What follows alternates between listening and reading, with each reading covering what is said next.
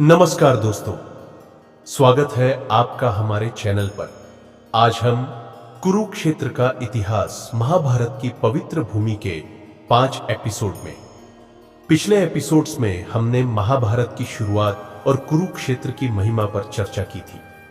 आज हम कुरुक्षेत्र से जुड़े कुछ और महत्वपूर्ण पहलुओं पर बात करेंगे, जिनसे यह भूमि आज भी एक तीर्थ स्थल के रूप में प्रसिद्ध है। कुरुक्षेत्र की भूमि पर हर दिन एक नई कहानी जन्म ले रही थी। यह एक ऐसा युद्ध था जिसे इतिहास कभी न भूल पाएगा। यह युद्ध केवल एक क्षेत्र की लड़ाई नहीं, बल्कि सत्य और असत्य, धर्म और अधर्म के बीच की निर्णायक जंग थी। इस युद्ध का हर दिन एक नई चुनौती लेकर आता था। आज हम उस संघर्ष के एक और अध्याय की शुरुआत करते हैं, जहां कौरवों का अंधा अहंकार और पांडवों की धर्म की शक्ति टकराती है। हमने इस युद्ध की शुरुआत अपने अधिकार को पुनः प्राप्त करने के लिए की थी, और अब हम इसे जीतेंगे। पांडवों को उनकी असलियत दिखानी होगी। वे कोई राजा नहीं, केवल कागज के पंख है। हमें इन्हें कुचल देना होगा। तुम सही कहते हो भैया। पांडवों को एक बार अगर संजीवनी मिल जाए तो वे फिर से ताकतवर हो सकते हैं, लेकिन अगर हम उन्हें यथासंभव दबा कर रखें तो इस युद्ध में कोई नहीं जीत सकता।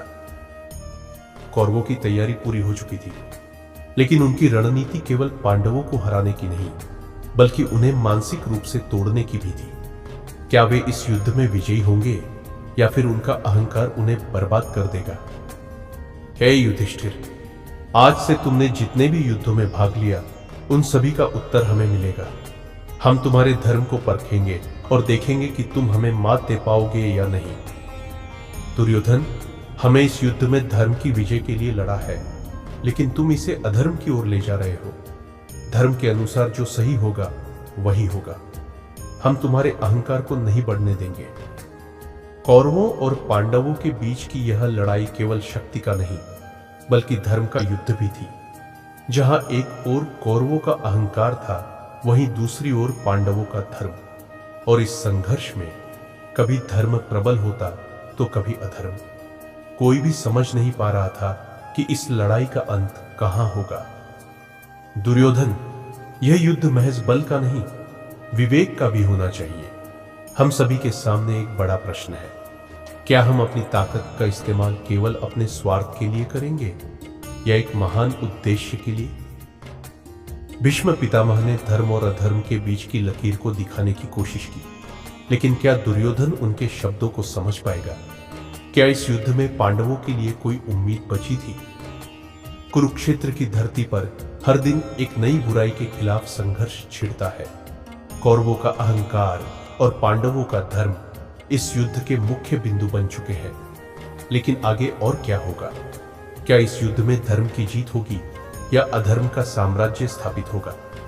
अगले एपिसोड में जानिए, जब यह महान युद्ध और भी तीव्र होता है। कुरुक्षेत्र की कहानी समाप्त नहीं होती। यह एक ऐसे संघर्ष की शुरुआत है जो दुनिया भर में गूंजेगा। अगले एपिसोड में हम और भी रोमांचक घटनाओं के साथ लौटेंगे। तब तक के लिए ध्यान रखें कि हर युद्ध का एक उद्देश्य होता है, और हर युद्ध का एक परिणाम होता है। तो दोस्तों, आज के इस एपिसोड में बस इतना ही। अगर आपको हमारा वीडियो पसंद आया हो तो कृपया इसे लाइक और शेयर करें, और हमारे चैनल को सब्सक्राइब करना न भूलें। अगली बार फिर मिलेंगे एक और रोचक विषय के साथ। धन्यवाद।